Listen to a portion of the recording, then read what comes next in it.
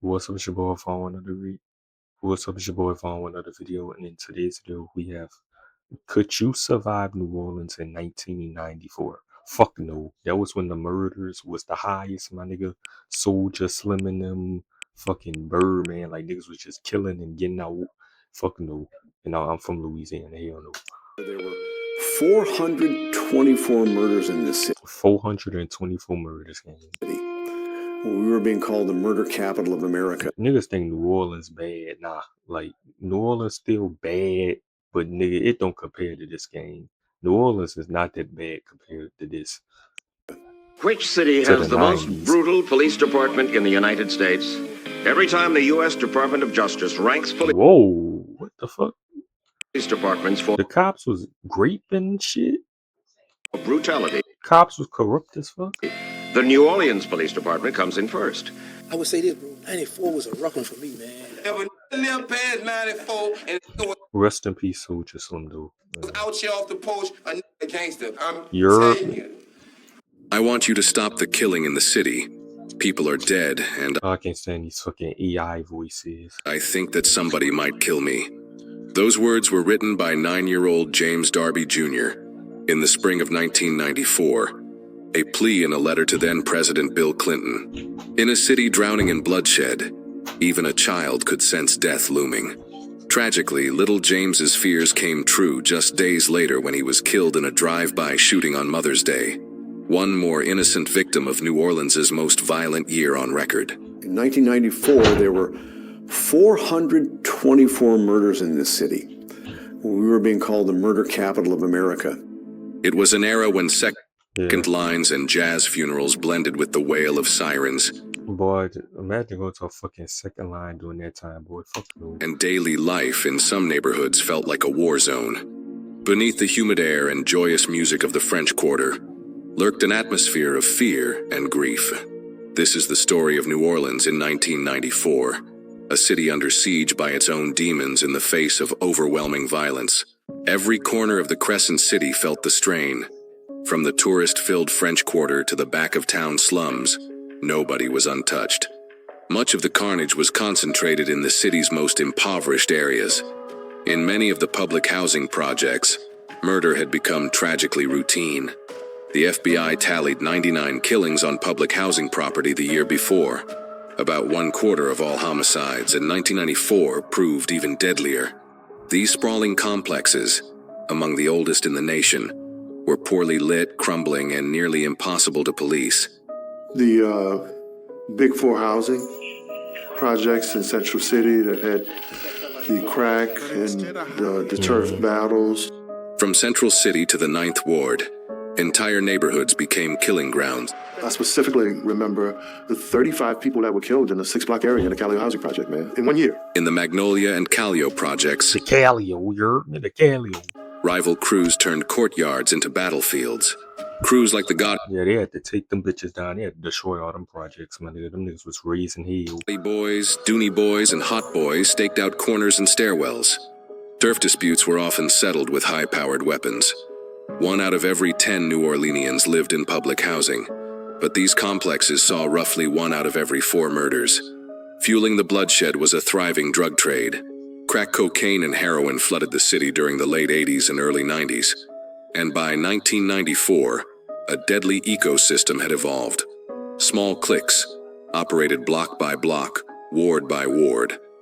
The most notorious crime families of the 1980s, such as the Glenn Metz Gang and the Sam Clay Organization, had been dismantled by federal prosecutions.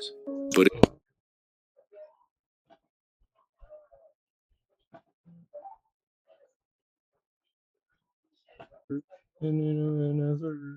in their place rose a new generation of gangsters. Groups like the Hardy Boys and the Nigga ass look like my uncle. Boys battled for supremacy, while alliances of dealers in the Magnolia, Calcio, and the Melf formed their own Nigga, that's young Dabo. What the fuck? I can't even see this nigga. crews to split up territory. We're going to talk about Richard Pena, Latino man in New Orleans, big drug dealer. If not the biggest, one of the biggest. Above the level of neighborhood gangs, Powerful drug kingpins pulled strings and reaped profits, often at the cost of dozens of lives. Chief among them in 1994 was Richard Pena, a cocaine dealer whose ruthlessness became the stuff of New Orleans legend.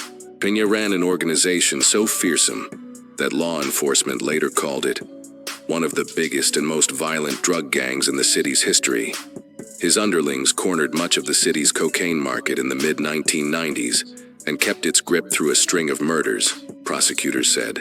What set Richard Pena's empire apart was not just its multi-kilo drug deals, but its willingness to co-opt police officers and commit acts of pure terror to eliminate rivals. In one particularly chilling episode in November 1994, a New Orleans police officer named David Singleton, who secretly worked on Pena's payroll, conducted a routine traffic stop on a man named Navari Harvey. Harvey was a rival whom Pena wanted dead. Singleton handcuffed Harvey under color of law, then delivered him straight into the hands of Pena's crew. Harvey was tortured for days, beaten and mutilated, before finally being strangled to death. His body was found buried in a shallow grave outside the city. The brazen kidnapping and murder, involving a uniformed cop, sent a message that Pena could reach anyone, anywhere. By 1997, when Richard Pena was finally arrested, 35 members of his organization were rounded up and millions in drug assets seized. Facing overwhelming evidence, Your ass tweaking, killing cops, your ass tweaking. Pena ultimately pleaded guilty to ordering or personally committing 8 murders and was sentenced to And I know his ass in Angola. life in prison without parole. But in 1994, on the streets of New Orleans, Pena was untouchable and seemingly unstoppable. It has a bad reputation for corruption. Later this year, 9 officers will go on trial for allegedly protecting a cocaine operation. One officer is accused of hiring a hitman to murder a woman who had filed a complaint against him. And just yesterday, 4 officers were accused of beating up city sanitation workers after one of the workers had asked an officer to move his car. The New Orleans Police Department had long been troubled. These New Orleans niggas for you. The fucking cops fucked up, bruh. Like what? But this was the Fucking cops threw it off. year it reached its pinnacle. Officer Len Davis, known on the streets of the Desire Project as RoboCop for his aggressive style. Nigga ass look like Agent. Len Davis orchestrated the cold-blooded murder of a citizen, using his badge not to protect, but to kill. The target was Kim Groves, a 32-year-old mother of 3, who had the courage to file a brutality complaint after witnessing Davis pistol whip a young man in her neighborhood. Davis found out about her complaint after the department's internal affairs leaked it to him within hours, and the officer's response was pure evil. He contacted his friend Paul Cool Hardy and put a hit out on Groves. On the night of October 13th, 1994, Hardy ambushed Kim Groves on a street corner near her home in the 9th Ward.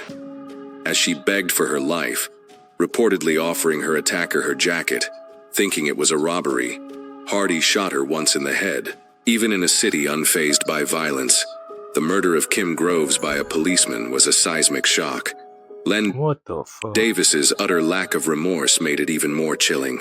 He would be sentenced to death, later commuted to life, for what No, y'all should get that nigga the death penalty. Y'all should have killed that nigga. many call the most egregious act of police corruption. As 1994 drew to a close, New Orleanians could only look around at a city soaked in blood and wonder if anything could pull their home back from the brink, as it seemed cops and robbers were one and the same. The crisis could no longer be ignored by leaders or citizens. City Hall was under pressure to act decisively against both crime and police Yeah, I'm like, who the fuck was the governor doing this time? And what the fuck was they doing, bruh? corruption. In that pivotal year, New Orleans inaugurated a new mayor, Marc Morial, who ran on a promise to clean up the streets. Morial, the 36-year-old son of a former mayor, took office in May 1994 to a city desperate for change. He immediately unveiled a highly touted anti-crime plan, declaring war on the murder epidemic. One of his first moves was imposing a strict juvenile curfew. Many residents of the housing projects applauded the curfew, anything to keep the young ones from becoming either victims or perpetrators of nighttime violence. But meaningful change required more than curfews. As the Deseret News reported that summer, New Orleans public housing was so troubled, it had been on the federal distressed projects list for years. Politically, the stakes were high. New Orleans' murder rate had become a national embarrassment. Tourists still flocked to the French Quarter and Mardi Gras in '94, but the shadow of danger loomed. The national media dubbed New Orleans a city of death, and local businesses worried that conventions and visitors would dry up if the carnage continued. And y'all niggas be talking so y'all wish I lived in the 90s. Y'all wish I lived in these eras, gang. Niggas was murdering was getting away with it. Like the technology was not as good as it is now, gang. Like President Clinton's signing of the 1994 crime bill, the Violent Crime Control and Law Enforcement Act, was partly driven by high-profile cases like that of little James Darby Jr. Clinton came to New Orleans calling for tougher laws, but on the ground, everyone knew statutes meant nothing if the cops were crooked. Mayor Mark Morial made fixing the department his first order of business. In October 1994, he brought in Richard Pennington, a straight arrow from D.C., to take the helm of a force described as in turmoil. Most citizens are afraid. That's why they don't call us, because they feel if they call us, we're not going to do anything to protect them. The symbolism was brutal. The very day Pennington was sworn in, Officer Len Davis was arranging the murder of Kim Groves. An FBI agent pulled Pennington aside after the ceremony with a quiet warning. The rot was deep, and it was inside the badge. Pennington didn't need convincing. House cleaning was job one. Under the new chief, the department is working to become more professional. A pay raise is in the works. The FBI helped set up a new internal affairs division. And the FBI is also training additional homicide detectives. The city will need them. Pennington drove out shout out this nigga, this governor. Seems like nigga did a good job. dirty officers by the dozen, disciplined hundreds more, and set up a no-nonsense public integrity division. Working with Morial, he pushed pay upward to blunt the lure of drug money, then put cops back on foot in the roughest corridors. The effect came fast. After 1994's carnage, killings fell sharply in 1995. Citywide homicides dropped in the first half of the year, and in the Big Three projects, only 4 murders were recorded in 6 months, down from 52 the year before. For the first time Good. in years, parents Nigga nipped that shit in the bud in a couple of years. could risk the corner store without calculating lines of fire. The ghosts didn't vanish, though. Poverty and narcotics were ever present, and trust God damn, bro. bled back slowly. But by 1998, the murder count had been nearly cut in half from the 1994 peak, and Pennington was lionized as a reformer who turned a death spiral. Looking back, 1994 reads like a city in chaos. Mothers still walked their children to school, telling them to duck if the shots rang. Amazing video. Even though I be hearing these AI voices, but shit, amazing video. Yeah, so like this was 5 months ago. Yeah.